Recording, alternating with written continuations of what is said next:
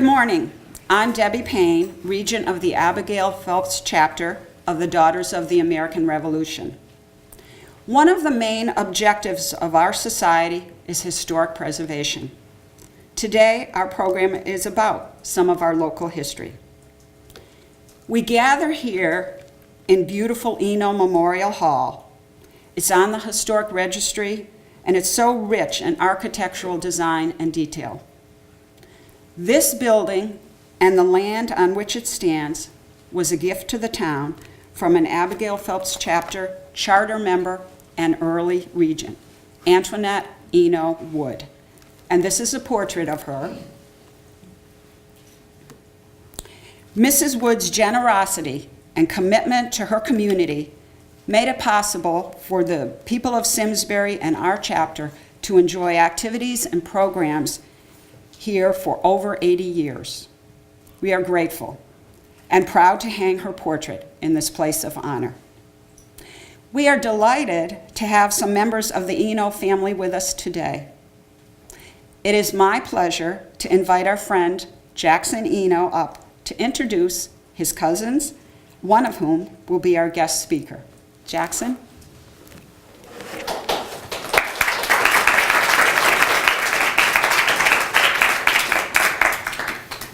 Thank you, Debbie, and thank you everyone for having us today. What a beautiful day. I love coming into this room.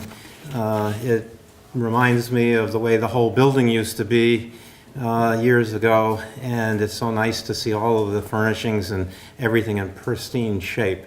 I also liked walking in the front door, seeing those wonderful marble benches. One of them came from the DAR, so thank you again for that contribution, because if it weren't for the organizations like the DAR and Simsbury, a lot of things would be different. So thank you. We're in for a treat today. One of the beauties of growing up in Simsbury and staying in Simsbury is that you run into a lot of cousins. People coming back to Simsbury for genealogical research or whatever. And years ago, I ran into Fair Alice McCormick, who is probably who I call a woodpile cousin. Over the years, we have swapped lots of things about family history and genealogy and a lot of other good things. But today, because she is your principal speaker, a lot of her cousins and my other woodpile cousins have traversed the country to come here with her. And I use my cheat sheet because I'm trying to think who came the farthest. If you could, would you stand when I call your names, just because we want to get your faces recorded on the community TV's cameras. Bill and Donna Holly came up from West Palm Beach. Thank you. Pleasure's all ours. Pam Morrell came from Colorado. And Heather Holly drove from Glacier National Park.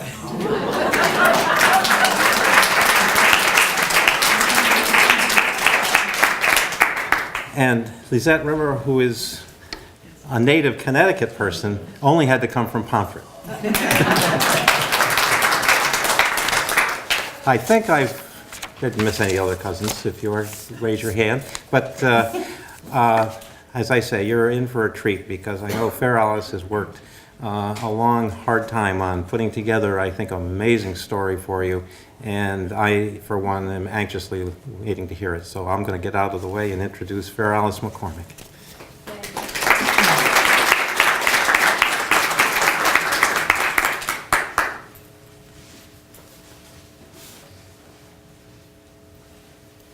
That was quite a build-up.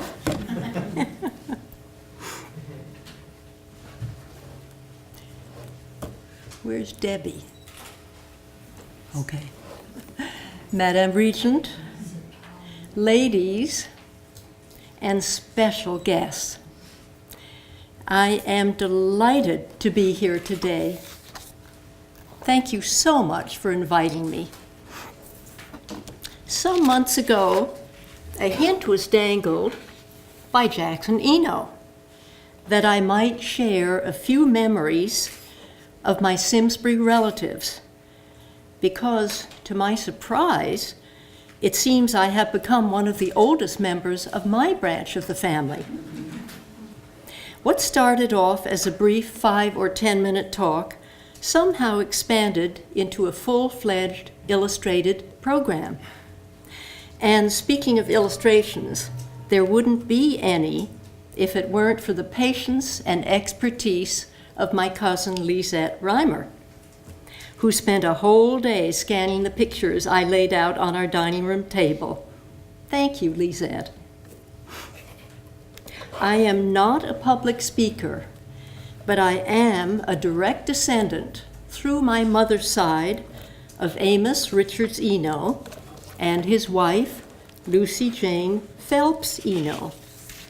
They were my great-great-grandparents, and it is fantastic that, thanks to your hospitality, 4 of their great-great-great-grandchildren are here, as Jackson said, all the way from Florida and Colorado and eastern Connecticut. Collectively, they have traveled more than 5,000 miles.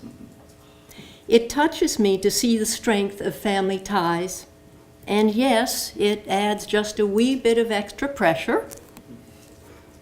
This first illustration is an extremely simplified chart showing some of the family members I will talk about.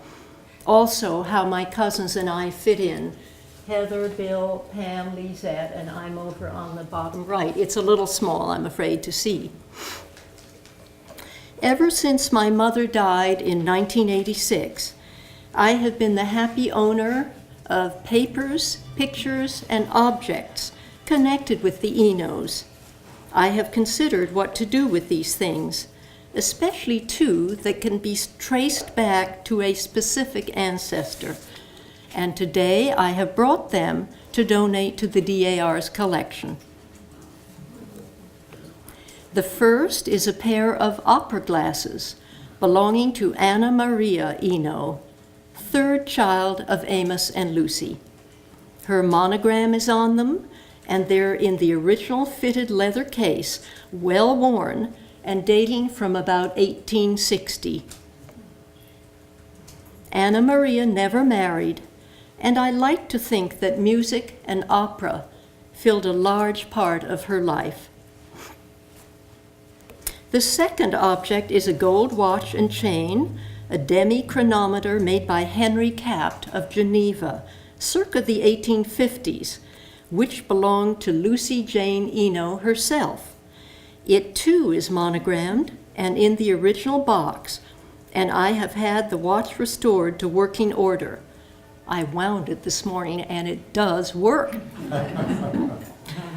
Under the gray velvet interior of the box, I found not only a spare glass lens, but a romantic verse in tiny print, which reads, "O dearest, you have won my heart. Of life itself you form a part. I sleep, I dream, I pray for thee, just as I hope you do for me." Quite typical of the times, probably clipped from some publication and put there by Lucy Jane herself. And if you can see, that's a picture of her quite young. Another scenario might be that the watch was a gift from Amos to Lucy, marking some special occasion, and that he included the sweet little verse. We'll never know for sure, but the hard-nosed businessman had a softer, sentimental side, as we will see. When I first showed this watch to Jackson Eno some 25 years ago, he was astonished because he thinks it's the very same one Antoinette Eno Wood is wearing in her portrait that hangs right behind me. It gives me great pleasure to know that these 2 artifacts are home now, in the place where they belong. Lucy Jane Eno, I think, had the sweetest face. It was her father, Elisha Phelps, who built the original 1820 house on Hop Meadow Street. And this is probably the earliest picture. It's very pale. It's from an old daguerreotype, the earliest picture you've ever seen of it. Lucy married Amos when she was 18 and had 8 children in 13 years, 2 of whom died as babies, all common events for that time. A 9th child arrived when Lucy was 40. Among family papers, I found her detailed handwritten instructions for knitting a child's sack, suggesting an affectionate, involved mother. Or perhaps she wrote it out for her own daughter, Mary Jane, who's in that portrait, when the first grandchild, Gifford Pinchot, was born. Most of us here know of Amos Eno's considerable success in the New York business world. First as a dry goods merchant with his cousin, John J. Phelps, then as a real estate magnate, acquiring downtown properties and building the Fifth Avenue Hotel at 23rd Street in 1859. He was also one of the founders of the Second National Bank of New York, which was organized in 1863 and had its offices on the first floor of the hotel. His photograph shows a man of keen focus and drive. He never forgot his roots, though, and was a great benefactor to his hometown of Simsbury. What interests me most, however, is what Amos was like as a person. 2 papers I came across give a glimpse into other sides of his character, showing him to be both a dreamer and a family man. A year after the gold rush, he wrote a 6-stanza poem titled California Dreams, 1850. That's very pale. It's his handwriting. It starts off, "In the lonely shades of night, my wandering spirit takes its flight." And it goes on to describe a place where wealth is found within the sand, and where lumps of gold to rocks do cling. But Amos was a practical man, and though he may have dreamed of California gold, he was already amassing his own gold in the granite lots of Manhattan. A letter he wrote late in life to his granddaughters, Florence and Mary, also reveals a different side from the stern businessman in the picture. He mentions, quote, "the 4th of July, which I hope we shall enjoy together at Simsbury, on the croquet grounds, or in the woods, or at the fish ponds, or somewhere else where we shall be as happy as usual." Surely these words portray a fond and indulgent grandparent.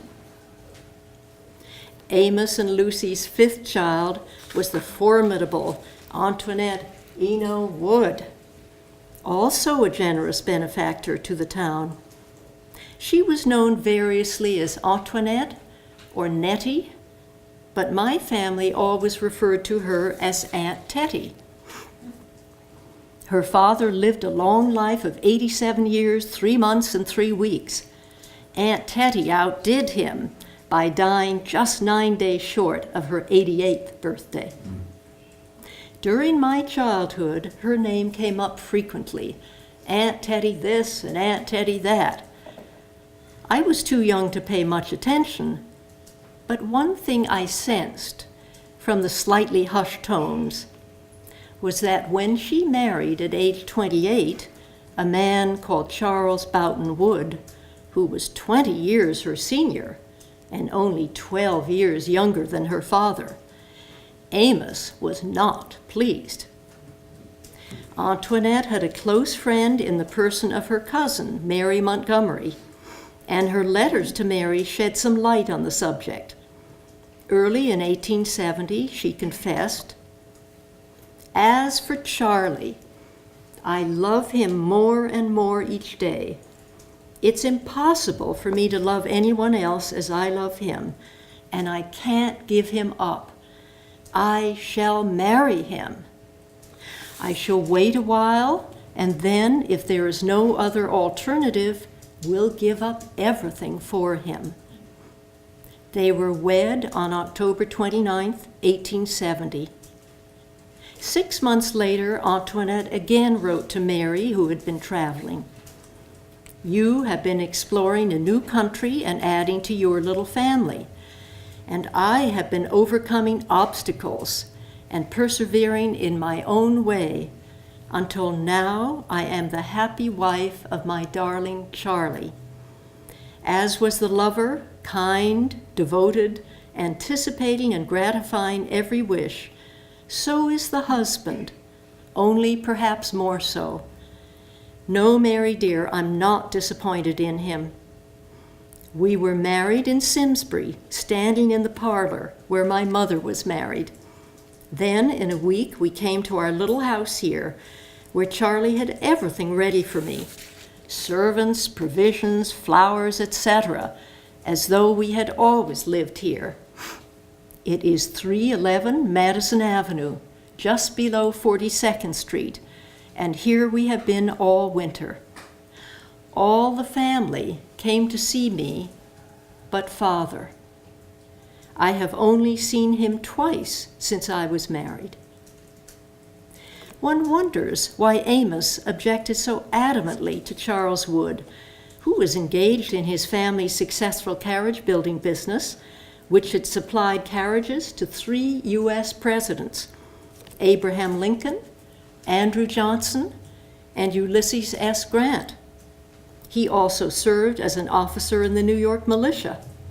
He was a gentleman, good-looking, and apparently had money enough to support Antoinette. In any case, they had 19 happy years together, though they never had children. Most of their time was spent in New York City, Washington, D.C., or traveling in Europe. It was Charles Wood who purchased some Empire period furniture and Napoleonic china and silver at a sale following the fire at the Tuileries in 1871 at the end of the Franco-Prussian War.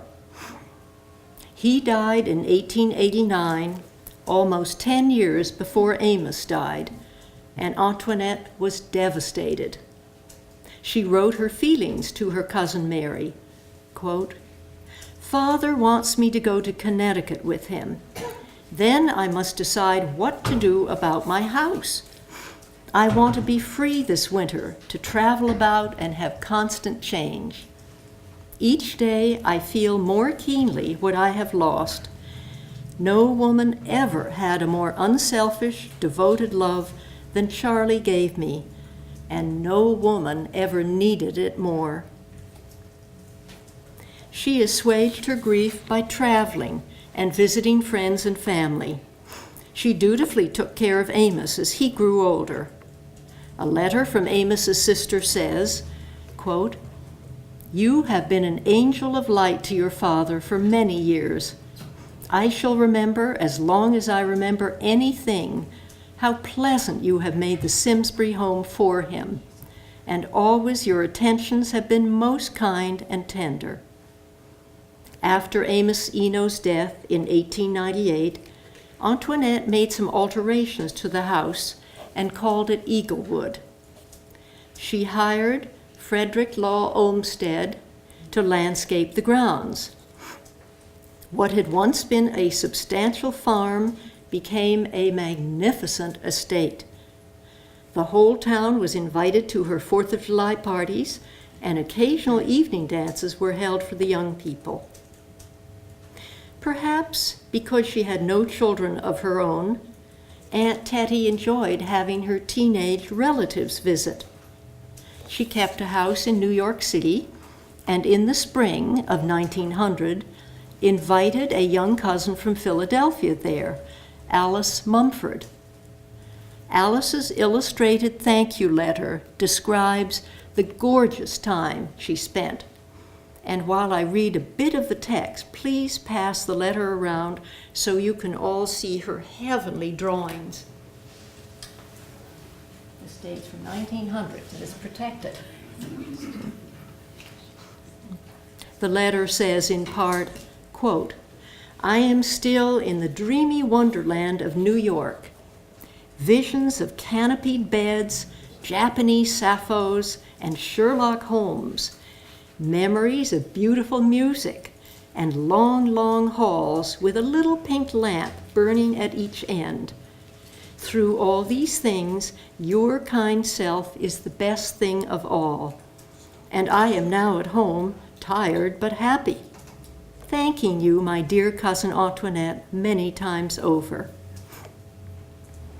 Aunt Teddy also had a large house in Washington, D.C., and several times between 1915 and 1920 extended her hospitality to her great niece, Antoinette Graves, who was my mother's sister, also the grandmother of my 4 cousins here.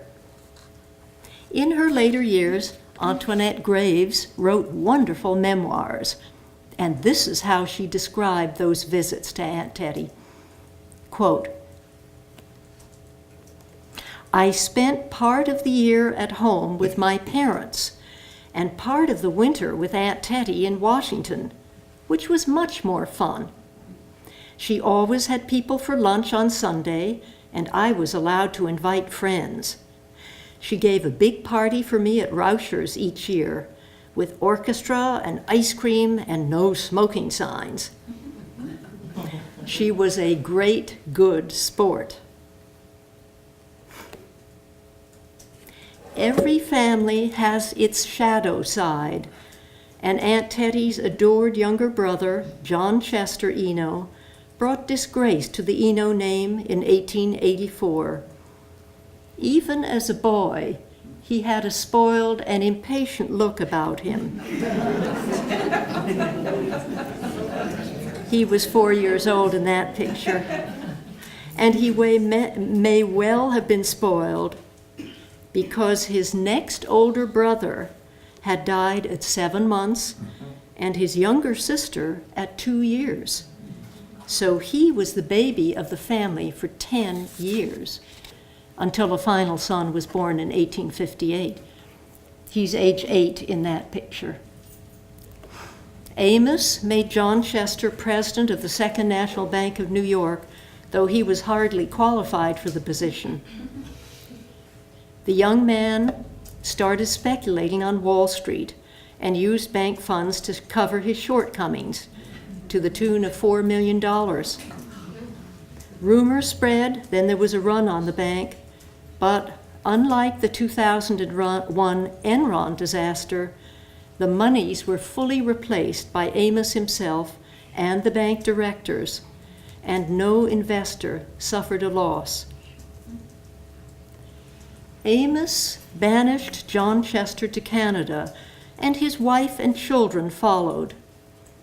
Of course, I was never told a word of this sad story, and it was only after my mother died that I discovered articles about it. Also, pictures, such as that one taken at photographic studios in Quebec, which puzzled me. John Chester's wife, Harriet, especially, looked sad in these pictures. One can only imagine how hard this whole thing must have been on her, raising their children so far from New York, her parents and siblings and friends. An additional tragedy was to occur in the loss of her youngest daughter, who's on the right there. Her youngest daughter, Antoinette, at age 13 of meningitis. I am old enough to have known John Chester's and Harriet's 2 surviving daughters, quite well, in fact. Florence was born in 1877, and Mary was born in 1879. Florence was my grandmother. She's in the middle, and boy, did she know how to use those eyes. Florence was my grandmother, and we always called her Flo-Flo. Mary is on the right. That is Harriet, their mother, on the left. Mary was my great aunt, and we called her Tontine. My father once told me that Flo used to order Tontine around like crazy. These sisters were as different as night and day. My recollections of Tontine are a little less clear than those of Flo. They mostly revolve around my mother taking my sister and me to have lunch with her in her New York brownstone at 56 East 57th Street. Tontine had inherited the property after her parents died when she was unmarried and in her mid-30s. There were still a few private homes along that busy street in the 1940s, and hers was one of them. We walked down 3 steps to reach the front door, where a maid would usher us into a foyer that opened into a larger room. This is where Tontine would greet us, and we'd walk up a grand staircase or else take the elevator up 1 floor. The living room and dining room were draped in heavy, rich fabrics and filled with antiques. And both rooms were rather dark. The noise and bustle of the city were left completely behind.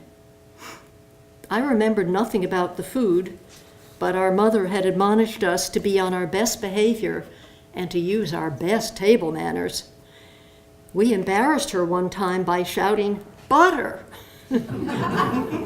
when the maid brought in perfectly shaped butter balls for our rolls, as it was still wartime and we had seen very little butter due to rationing. Tontine herself was hushed and sedate and blended perfectly into her house. She was a gray-haired lady who was low-key and kindly. Interest in music ran in the family, and she had taken singing lessons to improve her mezzo-soprano voice. My cousin Heather has kindly consented to demonstrate how Tontine was taught to practice her scales.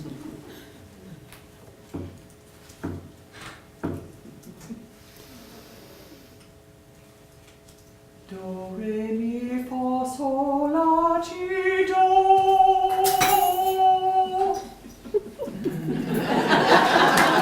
Encore, encore. Thank you, Heather. Anytime. A member of the New York Philharmonic Symphony Society for 40 years, Tontine served on its Board of Governors for 30 of those years. At age 38, Tontine had married a Swede who was 4 years her junior, Håkan Bjornstrom Stephenson, a survivor of the Titanic. We were warned to never, ever ask him about the sinking, probably because he was one of the few first-class male passengers who did not perish.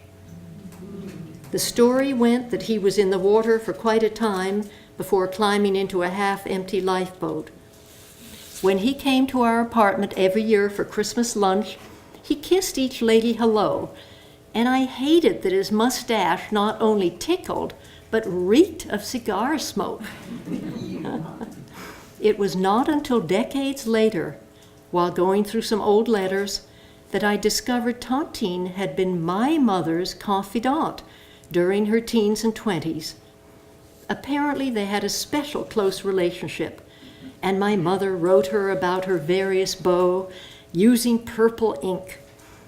She also told her early on about falling in love with my father and how he proposed at the top of the Empire State Building.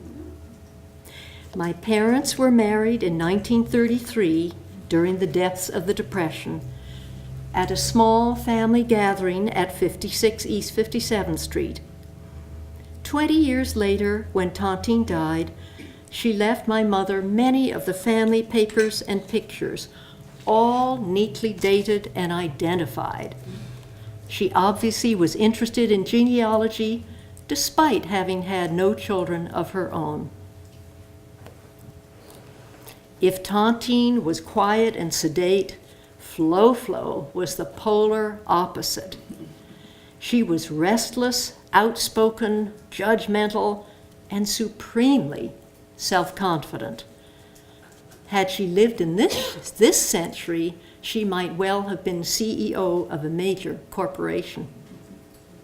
One of Aunt Tettie's friends referred to her as the bird of paradise. She was very, very beautiful. At age 21, she was married in Simsbury to a charming young man, William Leon Graves, and the wedding reception was held at Eaglewood. The newlyweds moved to Paris, where the bridegroom was secretary of the Guarantee Trust Company's Paris office. Their 2 daughters were born there. The elder, Antoinette Getz, was grandmother of my 4 cousins, and the younger, Mary Bullock, was my mother. Florence and Léon had a brilliant social life and entertained lavishly. They hosted evenings that featured multi-course dinners with wines to go with each course. My mother once said in disgust that they sat and ate for hours. They also gave occasional costume parties where everyone dressed as a literary, theatrical, operatic, or historical character. And my sister is convinced that when we looked at this picture together, that is Léon dressed as he was Cyrano de Bergerac. And somewhere in the middle, I think this lady with the bonnet was Florence as Brunhilde. We think that's correct. Nothing was labeled of these pictures. Musicians such as Fritz Kreisler would play some of his compositions in the salon after dinner. I was told that Flo had a splendidly trained, clear soprano voice and could have been an opera star, but ladies did not go on the stage in those days. Sadly, I don't think I ever heard her sing. She dressed exquisitely. She was an accomplished bridge player. She spoke beautiful French as well as fluent German and Italian. She and Léon traveled constantly, frequenting many of the watering spots of Europe during the season. I recall murmurings about Deauville, Biarritz, the Lido, and there she is on a chaise at the Lido in the 1920s. Como, the Passion Play at Oberammergau, and Taking the Cure at Carlsbad. When I asked how Léon could spend so much time away from the office, the answer was that many of the people he met at these places became customers of the bank. Clearly, he was dashing, debonair, and quite irresistible. These qualities, along with Flo's beauty and accomplishments, made them a very popular couple. In the mid-1930s, they left Europe to settle in California. Flo corresponded with my mother frequently and expected at least a weekly letter in return. Her handwriting was elegant and bold. It flowed into sentences and paragraphs, filling many pages. I have lots of her letters. She was prone to correct anyone and anything she considered inaccurate, such as a 1955 article from a Hartford area newspaper about the 1820 house. And I'll just read a couple of bits of this. Darling Pussycat, that's what she occasionally called my mother. Thanks for your nice letter with enclosures. The Simsbury House article is entirely wrong. My Uncle Charles Wood never lived there. There is no pool. It is a pond made by my grandfather, Amos Eno. There are only 16 rooms besides servants' quarters. All this rot about eagles is untrue. There were 6 servants, not 17. And on it goes. She never hesitated to express her opinions in strong terms, and she never hesitated to ask for favors, such as, "Would you order flowers for so-and-so's birthday?" Or, "Would you see that a basket of fruit is delivered to so-and-so's stateroom before they sail?" My mother was a very busy lady, but she was a dutiful daughter and did these things for her mother. Much news was exchanged in these letters by both of them, and much advice was given by Flo-Flo. 6 weeks after I was born, she wrote, quote, "It's such a blessing to know that you are having a few nice little trips away from the cares of home and children. It is so unnecessary to make life a burden and to think that children can't get on without their parents each second." When Léon died in 1940, she reminisced on his October birthday. Quote, "This is the first time in many, many years I haven't been able to pin a red carnation in his coat, alas." She missed him terribly. 2 years later, she wrote, quote, "I have been servant hunting and am now equipped for a long time, I hope. I have a splendid French butler, an old-fashioned German cook, an English gardener, a Canadian chauffeur, and my old American maid. I hope we don't blow up." What different times those were. From about 1950 on, every fall Flo-Flo came east to New York for 6 weeks, from Thanksgiving through New Year's. Having been a supporter of women's suffrage, she prided herself on being very forward-looking, and she was on the very first jet plane to fly across the country, around 1955. During much of the time she visited, I was home from school or college, and I saw a lot of her. Our apartment had no spare bedroom, so she stayed at the Colony Club, to my mother's relief, and I would meet her there for lunch, having been instructed to be on time. When my parents had no evening engagement, Flo-Flo dined with us. I recall how she questioned my father about the stock market and other financial matters. After dinner, we would play canasta or backgammon, both of which she taught me. When we finally got a television, we would sometimes watch a show or movie together. And at one point, to our astonishment, she enjoyed looking at the men's wrestling competitions. Couldn't believe it. In December of 1957, my mother gave a dinner party for Flo-Flo's 80th birthday. I remember it well. She looked elegant, as always. I can't recall a single occasion when she wasn't perfectly dressed and coiffed and manicured.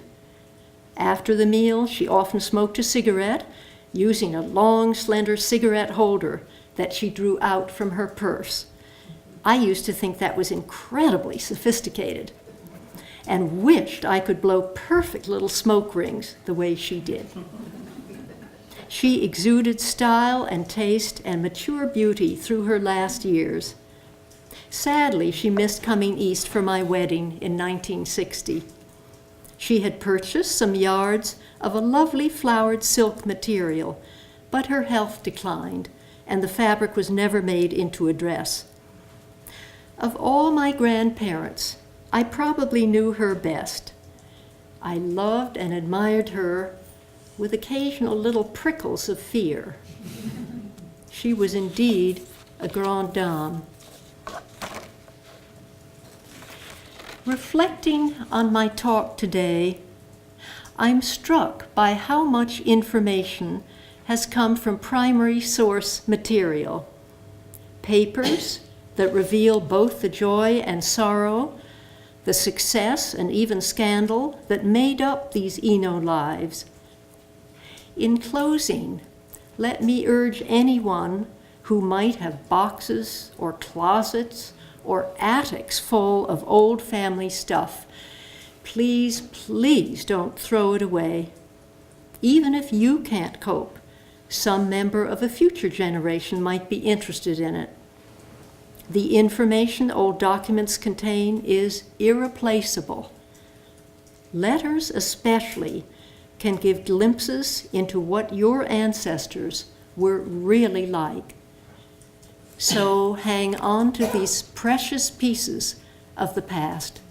Thank you.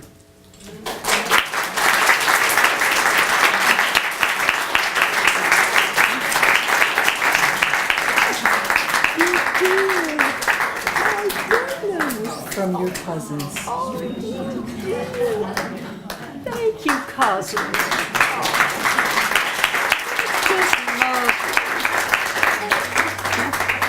Thank you so much on behalf of the chapter for that wonderful, wonderful gift and such an enjoyable presentation, Fair Alice. Thank you so and thank you to the Eno family for coming in and sharing your family memories with us and your history. Thank you so much.